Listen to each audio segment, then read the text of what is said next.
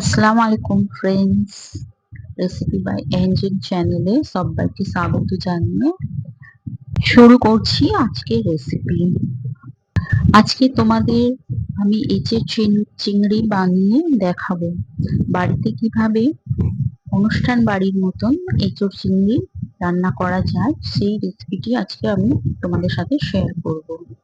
500 গ্রাম আমি এঁচোড় নিয়ে নিয়েছি। এবার আমি এঁচোড়টাকে ভালো করে ধুয়ে ছিলে রেখে দিয়েছি। আমি একটা কড়ার মধ্যে নিয়ে নিয়েছি কিছু পরিমাণ পানি। পানিটাকে হালকা গরম করে নিয়েছি, তার মধ্যে দিয়ে দিলাম সামান্য হলুদ দিলাম আর সামান্য নুন দিয়ে এবার আমি এঁচোড়গুলোকে এই পানির মধ্যে ভালো করে সেদ্ধ করে নিব। একেবারে যেন 80% আমি এঁচোড়গুলোকে সেদ্ধ করে নেব। এঁচোড়গুলোকে আমরা সেদ্ধ করে নেব। ঢাকনা চাপা দিয়ে আমরা 10 থেকে 15 মিনিট এঁচোড়গুলোকে এইভাবে সেদ্ধ করে নেব। তো আমার এঁচোড়গুলো পুরোপুরি সেদ্ধ হয়ে গিয়েছে। 80% যেন এঁচোড়গুলো সেদ্ধ হয়ে যায় সেরকম ভাবে লো ফ্লেমে সেদ্ধ করতে হবে। তো আমার এঁচোড়গুলো একদম রেডি হয়ে গেছে রান্নার জন্য। একটা কড়ার মধ্যে আমি বেশ খানিকটা সর্ষের তেল দিয়ে দিলাম। তেলটা মোটামুটি গরম হয়ে গেলে আমি দিয়ে দিচ্ছি একটা কেটে রাখা আলু। আলুগুলোকে এইভাবে ছোট ছোট পিস করে নিয়েছি। আলুটাকে আমি ভেজে নেব এই তেলের মধ্যে। তো আমি দিয়ে দিচ্ছি এর মধ্যে সামান্য পরিমাণ নুন আর সামান্য পরিমাণ হলুদ দিয়ে আমি ভালো করে তেলের মধ্যে আলুগুলোকে ভেজে নেব। আলুগুলোকে এইভাবে উল্টে পাল্টে আমি নেড়ে ছেড়ে ভালো করে ভেজে নিচ্ছি। তো আলুগুলো ভাজা হয়ে গেছে, এবার আমি তুলে নিচ্ছি।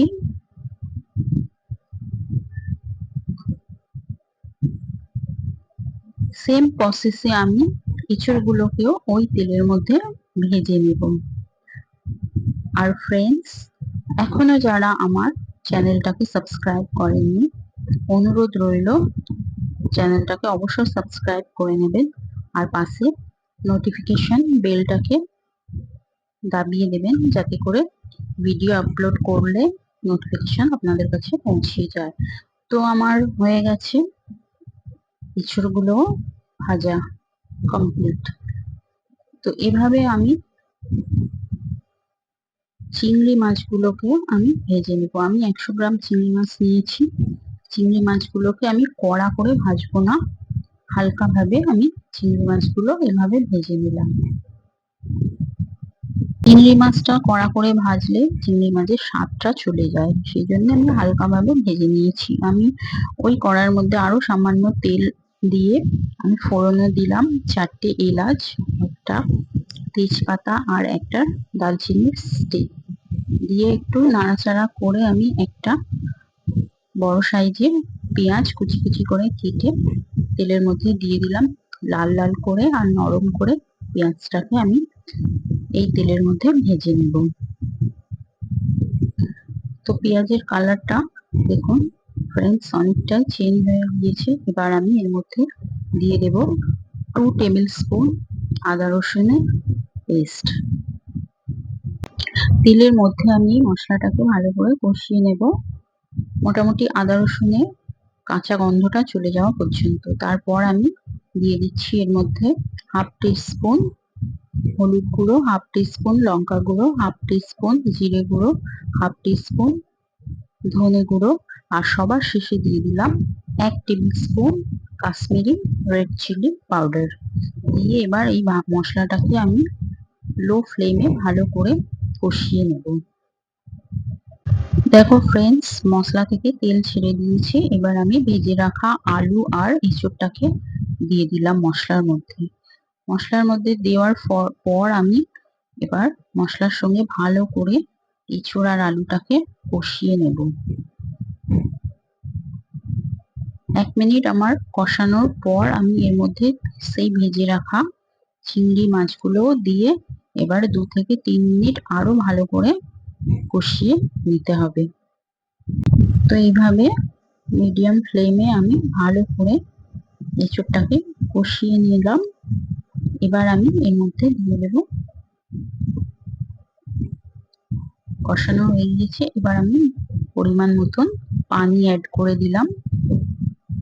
পানির পরিমাণ এতটাই দিতে হবে যাতে করে এঁচোড় আর আলুটা পানির মধ্যে ডুবে থাকতে পারে। তো আমি সামান্য আর একটু নুন অ্যাড করলাম, আমার মনে হলো নুনটা কম ছিল, তো আপনাদের স্বাদ মতো নুন দিতে পারেন। আর 4টে ছেঁড়া কাঁচা লঙ্কা দিলাম, দিয়ে এবার আমি এটাকে 5 থেকে 6 মিনিট ফুটতে দেব ঢাকনা চাপা দিয়ে। দেখুন ফ্রেন্ডস, আমার আলু আর এঁচোড়টা একদম সিদ্ধ হয়ে গিয়েছে। আমি ঢাকনা খুলে সামান্য এর মধ্যে চিনি অ্যাড করলাম, চিনি দিলে টেস্টের ব্যালেন্সটা ঠিক থাকে। তো আবারও আমি নাড়াচাড়া করে দিলাম। অনেকে এঁচোড় চিংড়ি অনেকটাই ঝোল করে, অনেকে গ্রেভি গ্রেভি করে, তো আমি মিডিয়াম করেছি। সবার শেষে আমি দিয়ে দিচ্ছি 1 টেবিল স্পুন ঘি। ঘি যদি আপনাদের কাছে থাকে তাহলে অবশ্যই দিতে পারেন, দিলে কিন্তু তরকারির স্বাদটা ডবল হয়। কালারটা দেখতে পাচ্ছেন ফ্রেন্ডস কতটা লোভনীয়। তারপর আমি দিয়ে দিলাম শাহি গরম মশলা, দিয়ে আমার পুরোপুরি রেসিপিটা একদম কমপ্লিটের দিকে। তো এইভাবে অনুষ্ঠান বাড়ির এঁচোড় চিংড়ি একবার করে খেয়ে দেখবেন ফ্রেন্ডস, আশা করি ভালো লাগবে। গরম ভাতের সঙ্গে অবশ্য ট্রাই করবেন। আর আমার ভিডিওটা ভালো লাগলে একটা লাইক, একটা কমেন্ট দিয়ে পাশে থাকবেন। আজকের মতো টাটা, দেখা হবে নেক্সট কোনো ভিডিওর সাথে।